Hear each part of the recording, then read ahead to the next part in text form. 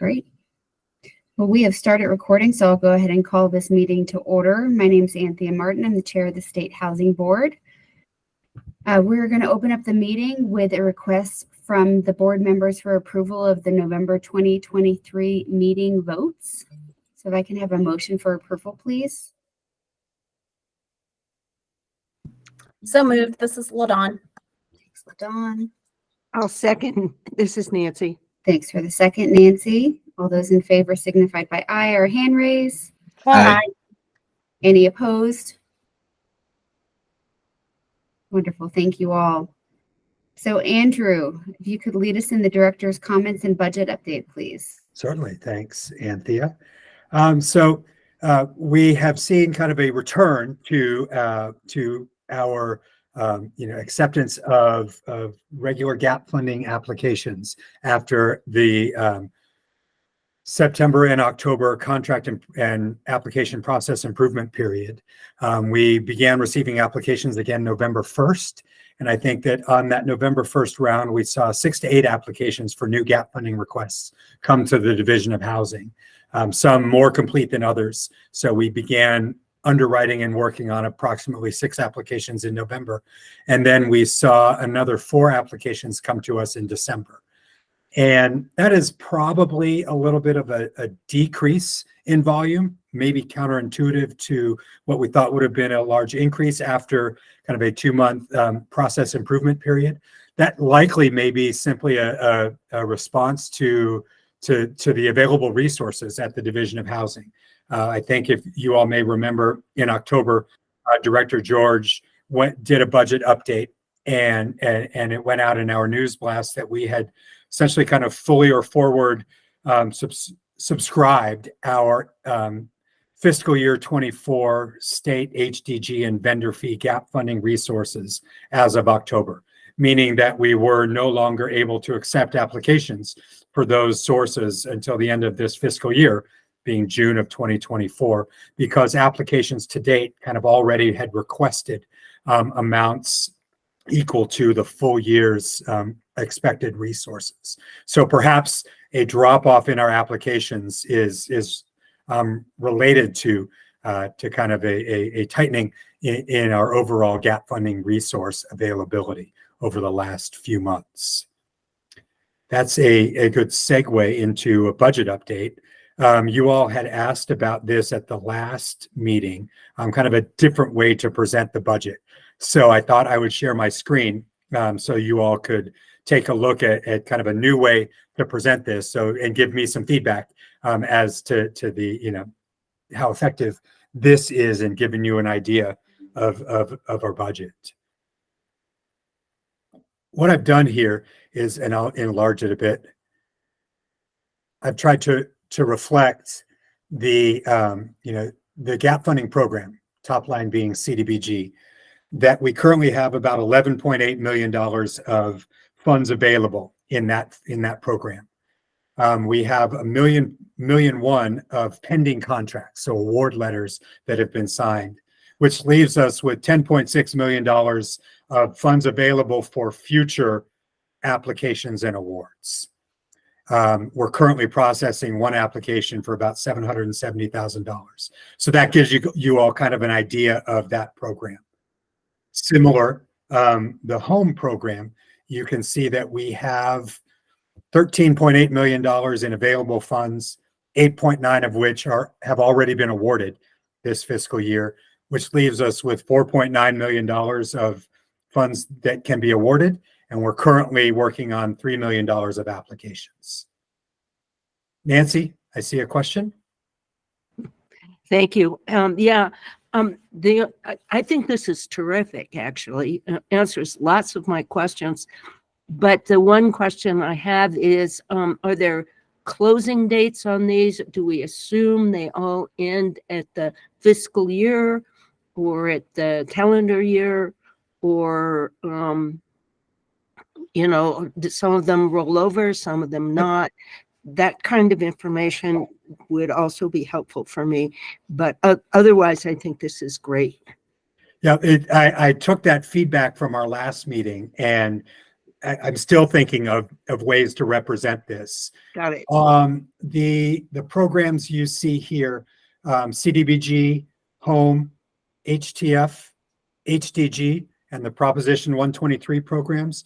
Those are all programs that we get annual allocations or annual appropriations, and they roll over, meaning that we don't have to spend them all in any given year.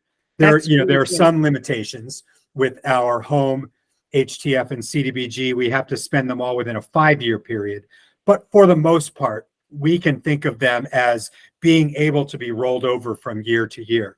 So I was trying to figure out a way to represent what we got at the beginning of the fiscal year and how many contracts had been awarded or awards had been made during that fiscal year, and what that leaves us with in a remaining balance. But it's not quite that simple. It's not as discrete as day 1 to day 365. So I'm still trying to think of how to represent that for you. But in general, Nancy, the first 6 programs you see here, CDBG down to Proposition 123, are annual allocation programs where we receive money either annually or monthly to keep these programs going.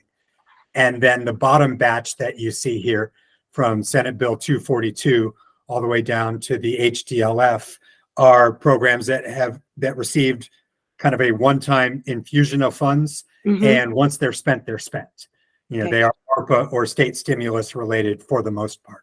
Yeah. So just a column that said either rollover or one time, something like that would be just a nice little note. Something I appreciate like that. I will thank take that, as I develop this further for you all. I understand. Thanks. LaDawn. So on the file, in the red column, I can't remember what the header was. Previously awarded, that just means that we voted to approve it, right? It doesn't mean they've actually received the funds. That's correct. So how long does it take people to receive the funds once it's been Well, that approved? is something that we have been working really hard on. And, we're very close to working our way through a very big backlog in what we call our contracting process.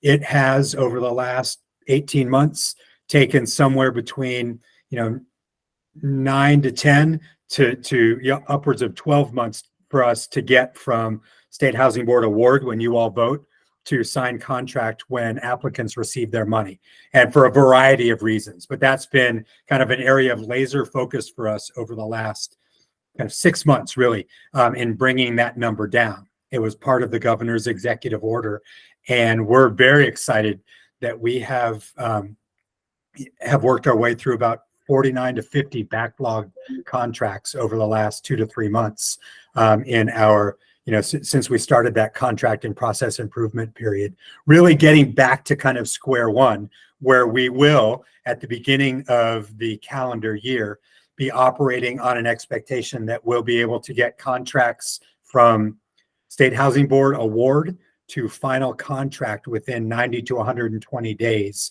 of kind of your award letter, as well as the applicant getting us all of the required information, like their tax ID number and their entity documents and those kind of things, so that our contracting group can get those contracts in place really in a 3 to 4 month window as we work our way through this backlog.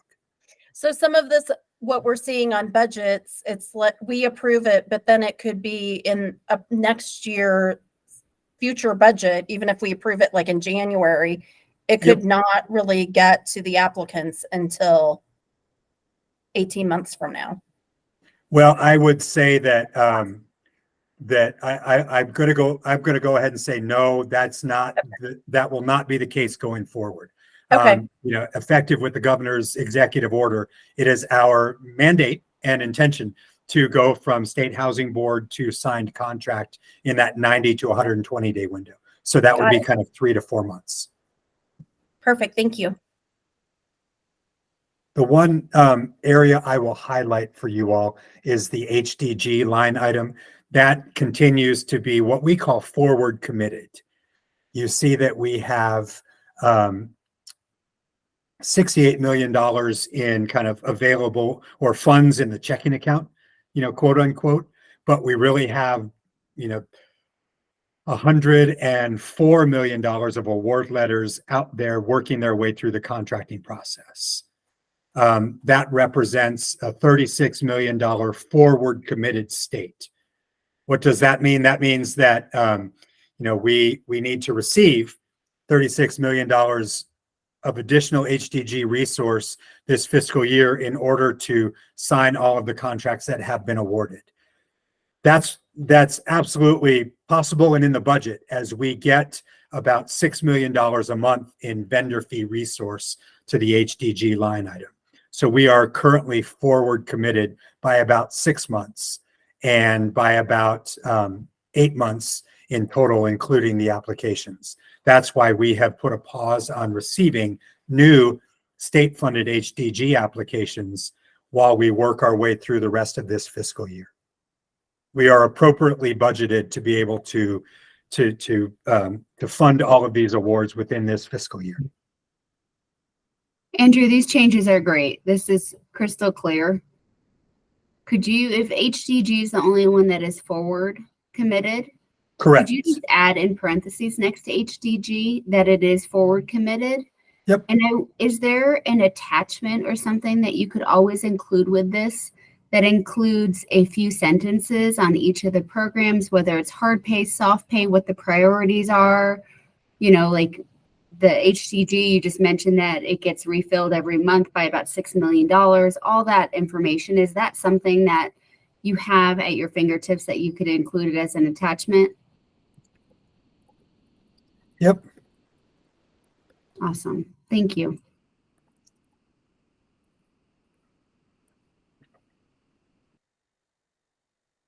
Hopefully those notes incorporated yours and LaDawn's and Nancy's comments and requests. I will continue to work on this to keep it as user-friendly for y'all as possible. Thank you.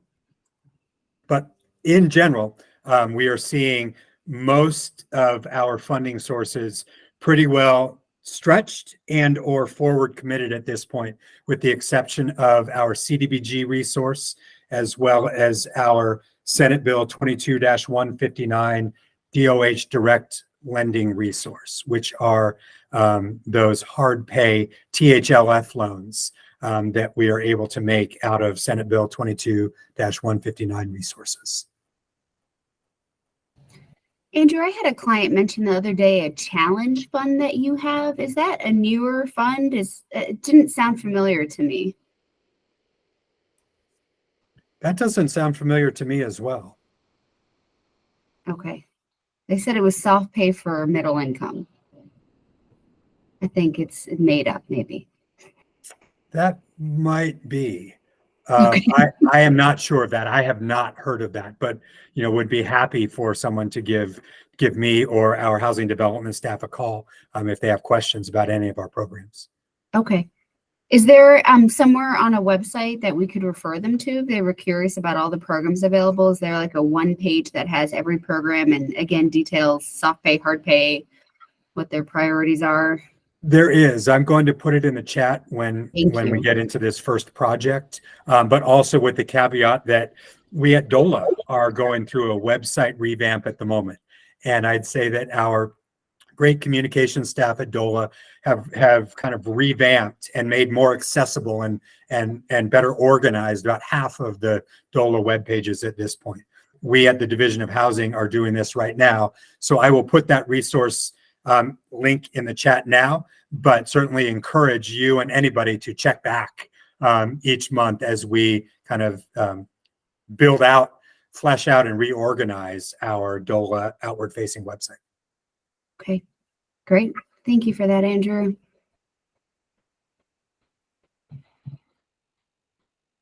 All right. Well, hearing no more questions, let's move on to the project application review stage.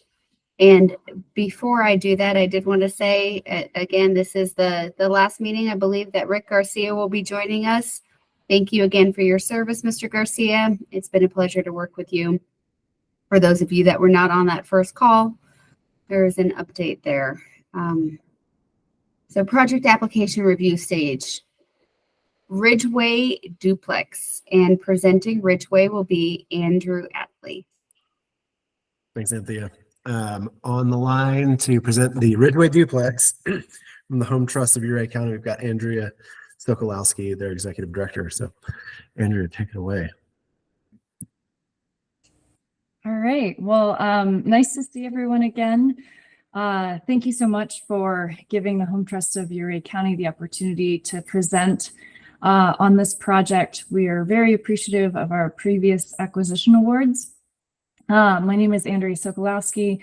I am the executive director of the Home Trust of Uray County. We're a 501c3 nonprofit whose mission is to grow an inclusive, economically diverse community by providing permanently affordable housing and housing-related services to modest income households. We currently serve the population of Uray County, which includes the town of Ridgeway and the city of Uray. Our rural right to farm county is 38 miles from Telluride, for those of you who aren't familiar with Uray County. And although aesthetically pastoral, this area is strongly dependent on tourism. With the current median home sales price of Uray County at $850,000, our communities need both affordable homeownership and rental opportunities in order for our schools, businesses, and local governments to thrive. Our organization has seen strong community support for our efforts thus far, with over $500,000 in cash and in-kind donations. Our local governments have also been very supportive of our organization, with over $500,000 contributed to our organization and our projects to date. The town of Ridgeway and the city of Uray have filed commitments to increase their affordable housing stock, as well as they've waived fees and submitted grants on our behalf. This support has enabled us to move forward with a number of projects, including the Ridgeway duplex. This project on Laura Street will address the need for additional affordable homeownership opportunities for households up to 120 of the area median income. We already have people asking us when the application period will be open, so we know that there is, in fact, demand. We will be selling these 3-bedroom units for a little over $400,000. The project is in a great location. It's within walking distance to the Ridgeway Secondary School. It's across the street from the community gardens and located in a neighborhood affectionately known as Strollerville. So we are working with well-respected general contractor Clinestis with on-site construction. He's been building energy efficient, affordable homes locally for the past 14 years. We have a wonderful partner in New Vista Credit Union who provided the construction loan at a 6.5% interest rate with a 0.5% origination fee. And Habitat for Humanity of the San Juans has also provided support and guidance in terms of our homebuyer selection process. We've received over $77,000 in philanthropic and local support in addition to the land donation. We hope that this last little bit of funding will get us across the finish line. The communities and the businesses of Uray County need these additional homeownership opportunities, and our organization will work diligently with our partners to make this project come to fruition. So thank you so much for your consideration.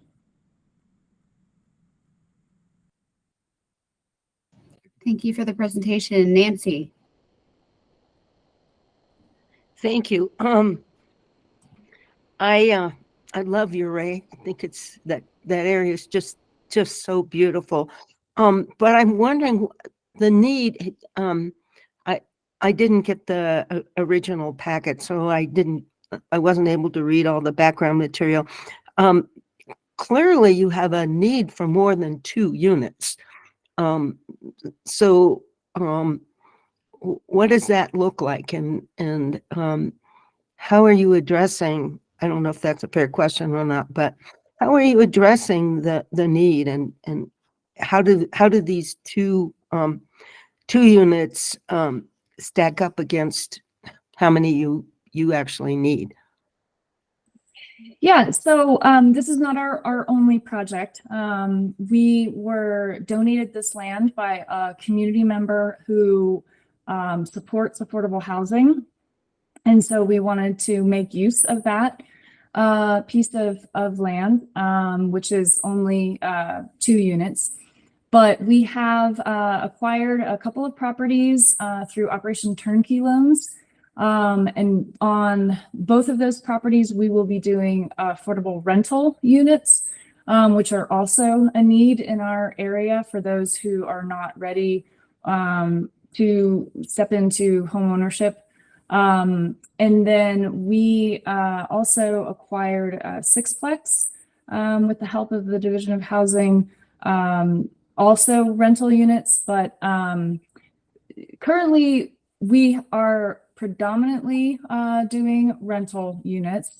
However, we are in conversation with some other property owners who are interested in either selling land or donating land for additional opportunities, whether that's home ownership or rental. And I think it seems to be just as we move forward and as we become known as an organization in our area, more community members are reaching out to us to donate either land or money to our organization's efforts. And so it's a slow process. I don't think that we are going to, I don't think we will ever necessarily operate like a larger city where we get a very large tract of land and we end up with a project that's like 100 units. Oh, sure. The capacity for the town of Ridgeway, as we heard from the town manager, Preston Neal, at a recent planning commission meeting, the capacity for Ridgeway for the next 50 years is only 1,900 units. Mhm.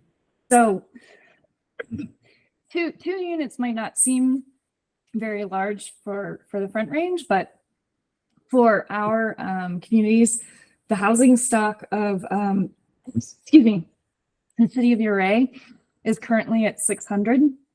I think in 615 units.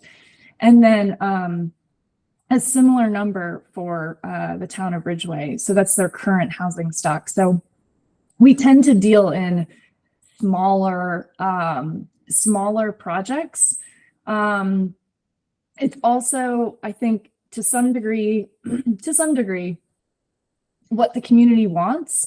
They are not inclined to very large housing projects. So it fits, I think, the character of the committee, of the community with these smaller projects and infill. Yeah. Well, I wasn't thinking of a gigantic multifamily thing. I was just thinking that, but since the land was donated and that's what fits there, I think it's absolutely appropriate. And I'm sorry, I didn't mean to imply that you should be doing something different. I was just curious about the two, but the land was donated and that's what fits. And I think to make use of it is absolutely appropriate. So thank you.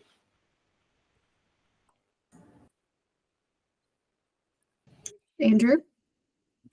I was just going to mention too that the Home Trust is not alone in Ridgeway in developing affordable housing. There's a couple of other developers that have been doing some projects there as well. So I think Andrea is doing a great job kind of filling in some of the gaps. So just wanted to throw that out there.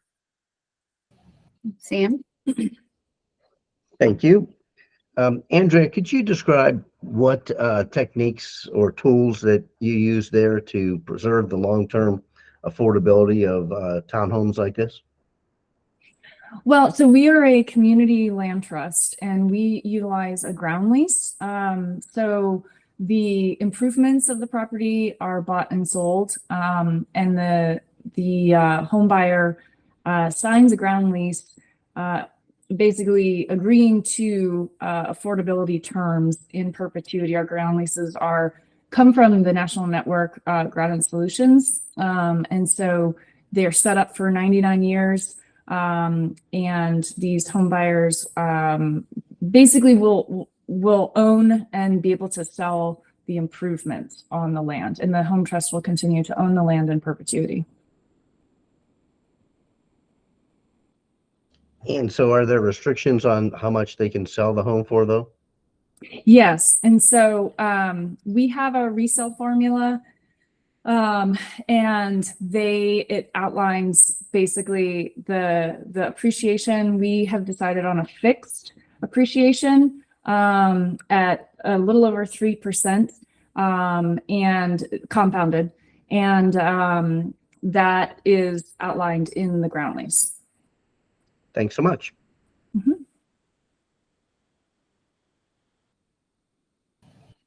Thank you, Andrea, for the presentation.